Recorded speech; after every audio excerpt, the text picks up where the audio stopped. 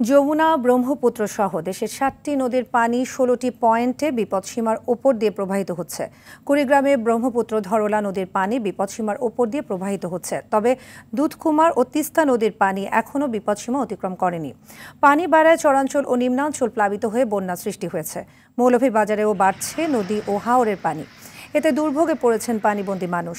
এদিকে কমলগঞ্জে ধলাই নদীর প্রতিরক্ষা বাঁধের ৫ স্থান ঝুঁকিপূর্ণ অবস্থায় আছে। বন্যা অপরিবর্তিত রয়েছে হাওর তীরবর্তী জুড়ি, বড়লেখা ও কুলাউড়া উপজেলায়। সিলেটে বন্যা পরিস্থিতি অপরিবর্তিত আছে, তবে উজানে বৃষ্টিপাত না হওয়ায় সুনামগঞ্জে সুরমা, কুশিয়ারা সহ সব নদীর পানি কমছে। ৬টি উপজেলায় দুর্ভোগে আছেন লাখো মানুষ। ফেনীতে ভাঙা বাঁধ দিয়ে পানি ঢুকে পরশুরাম ও ফুলগাজীতে প্লাবিত হচ্ছে নতুন নতুন এলাকা। এদিকে আগামী ২৪ ঘন্টায় জামালপুর, গাইবান্ধা, বগুড়া, সিরাজগঞ্জে যমুনা নদীর পানি বিপদসীমা অতিক্রম করতে পারে। অনেক কিছু নষ্ট হয়ে গেছে, এলাকার মানুষ অনেক ক্ষতিগ্রস্ত। একবার আইছে পানি, আরেকবার আইছে পানি, আমরা যে বড় কষ্টত আছি। বাড়িতে ২ দিনও থাকতে পারলাম না, এখন আবার লইয়া দৌড়ে যাম। বন্যার কারণে মানুষ ত্যক্ত বিরক্ত হয়ে গেছে। কতবার মানুষ আশ্রয় কেন্দ্র যাইব আর আইব, ঘরেতে পানি উঠলে পরে। এই বিষয়ে আরো জানাতে কুড়িগ্রাম থেকে সরাসরি যোগ দিচ্ছেন সহকর্মী আব্দুল কুদ্দুস চঞ্চল। নদ নদীর পানি বাড়ায় মানুষ কতটা আতঙ্কে আছে, তাদের দুর্ভোগ কেমন দেখছেন, বিস্তারিত জানাবেন।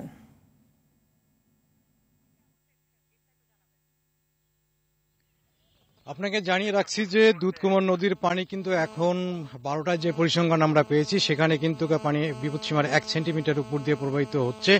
এছাড়া কিন্তু ব্রহ্মপুত্রের ৩টি পয়েন্টে কিন্তু পানি বিপদসীমার উপর দিয়ে প্রবাহিত হচ্ছে। এর মধ্যে নুনখাওয়া পয়েন্টে কিন্তু ১৮ সেন্টিমিটার বিপদসীমার উপর দিয়ে, চিলমারিতে ১৯ সেন্টিমিটার বিপদসীমার উপর দিয়ে এবং হাতিয়া পয়েন্টে কিন্তু ৩০ সেন্টিমিটার বিপদসীমার উপর দিয়ে পানি প্রবাহিত হচ্ছে। ফলে কিন্তু এছাড়াও যে নদ নদীগুলো রয়েছে ধরলা, তিস্তা এবং গঙ্গাধর, এই নদ নদীগুলো পানি কিন্তু ব্যাপক আকারে বৃদ্ধি পাচ্ছে। ফলে কিন্তু এই নদীর অববাহিকার যে চরাঞ্চল এবং নিম্নাঞ্চল রয়েছে সেগুলো কিন্তু প্লাবিত হয়েছে। অধিকাংশ বাড়িঘরে পানি না উঠলেও কিছু কিছু নিম্ন এলাকায় যে বাড়িঘরগুলো রয়েছে সেগুলোতে কিন্তু পানি উঠেছে। আমি এখন অবস্থান করছি নাগেশ্বরী উপজেলার গঙ্গাধর নদীর একটি গ্রাম, সে বালারহাট গ্রাম। এই গ্রামে কিন্তু আপনার পিছনে দেখতে পাচ্ছেন যে একটি বাড়ি কিন্তু পানিতে নিমজ্জিত রয়েছে। এছাড়াও কিন্তু আমার পাশে রয়েছে কচাকাটা ইউনিয়ন, সেখানেও কিন্তু জালির চর এলাকায় কিন্তু প্লাবিত হয়েছে, সেখানেও কিন্তু বেশ কিছু বাড়িতে পানি উঠেছে। এছাড়াও নাগেশ্বরী উপজেলার বালারহাট এবং ফান্দের চর এলাকাও কিন্তু পানি বন্দী হয়েছে। বিশেষ করে দুধকুমার নদীর যে অববাহিকা রয়েছে ভুরুঙ্গামুড়িগাঁও, নাগেশ্বরী, এখানকার কিন্তু শতাধিক চরাঞ্চল কিন্তু প্লাবিত হয়েছে এবং মানুষের যোগাযোগ যে ব্যবস্থা সেটা কিন্তু ভেঙে গিয়েছে। তারা নৌকা এবং ভেলা যোগে কিন্তু মূল ভূখণ্ডের সাথে যোগাযোগ করছে। এছাড়াও সদর ইউনিয়ন সহ চিলমারি, হাতিয়া ইউনিয়ন যেটি রয়েছে এটা কিন্তু প্লাবিত হয়েছে। তো মানুষ কিন্তু অনেকটাই দুর্ভোগে পড়েছে এই বন্যায়। এটা কিন্তু দ্বিতীয়বারের মতো বন্যা। এই বন্যায় কিন্তু মানুষ অনেকটাই দুর্ভোগে পড়েছে। পানি কিন্তু ব্যাপক হারে বাড়ছে। পানি উন্নয়ন বোর্ড যেটি বলছে আগামী ৭২ ঘন্টা পর্যন্ত কিন্তু এই পানি বৃদ্ধি অব্যাহত থাকতে পারে, ফলে কিন্তু বন্যার আরো অবনতি ঘটতে পারে। তো জেলা প্রশাসনের পক্ষ থেকে বলা হয়েছে যে বন্যার্তদের জন্য পর্যাপ্ত ত্রাণ তারা মজুত রেখেছে এবং বন্যার তারা পরিদর্শন করছেন এবং অবনতি হলে তারা কিন্তু বন্যার্তদের মাঝে ত্রাণ বিতরণ করবেন। এছাড়াও বন্যা যদি ব্যাপক আকারে হয়ে যায় তাহলে কিন্তু তারা এই বন্যা মোকাবেলায় প্রস্তুতি সম্পন্ন রেখেছেন। তো উজানে যদি বৃষ্টি হয়, বৃষ্টির একটা পূর্বাভাস রয়েছে, আমরা আবহাওয়া অধিদপ্তর থেকে জানতে পেরেছি। যদি বৃষ্টি আরো বেশি হয়ে যায় তাহলে কিন্তু বন্যার পরিস্থিতি আরো অবনতি হবে। সেক্ষেত্রে ধন্যবাদ। বন্যা পরিস্থিতির খবর জানাতে সুনামগঞ্জে আছেন সহকর্মী বিন্দু তালুকদার, সরাসরি যোগ দিচ্ছেন আমাদের সঙ্গে। বিন্দু, সুনামগঞ্জে পানি কমলেও মানুষের দুর্ভোগ কেমন দেখছেন, সেখানকার সার্বিক পরিস্থিতি জানাবেন। ধন্যবাদ সাথী। যেমনটা বলছিলেন, সুনামগঞ্জে আসলে বন্যা পরিস্থিতির উন্নতি হয়নি, অপরিবর্তিত বলা যাবে।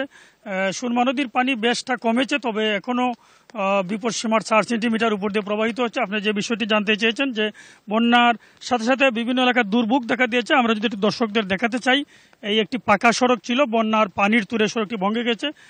আসলে যান চলাচল বন্ধ রয়েছে, মানুষ কষ্ট করে হাট বাজারে শহরে যাতায়াত করছেন। এছাড়া আমরা যেটা বিভিন্ন এলাকা খবর নিয়ে জানতে পেরেছি, এই দ্বিতীয় দফা বন্যায় সুনামগঞ্জ সদর তকদুয়ারা বাজার, বিশম্বরপুর, তাহিরপুর, জামালগঞ্জ উপজেলার এখনো অনেক মানুষ পানিবন্দী রয়েছে। পানি ধীরগতিতে কমায় আসলে মানুষের দুর্ভোগ দেখা দিয়েছে। কারণটা আমাদেরকে যেমনটা বলছেন স্থানীয়রা, যে প্রথম দফার বন্যা রেশ কাটতে না কাটতে দ্বিতীয় দফা বন্যা দেখা দিয়েছে। অনেকেই এখনো বাড়ি ফিরতে পারেনি। আমরা যতটুকু জানতে পেরেছি, প্রায় জেলা প্রশাসন যেমনটা জানিয়েছেন যে 579টি আশ্রয়কেন্দ্র চালু রয়েছে, 1325 জন মানুষ এখনো আশ্রয়কেন্দ্রে রয়েছে। এছাড়া বিভিন্ন এলাকার রাস্তাঘাট ক্ষতিগ্রস্ত হয়েছে, অনেকেই আসলে নৌপথে যাতায়াত করছেন, সড়ক পথ আসলে বন্ধ রয়েছে।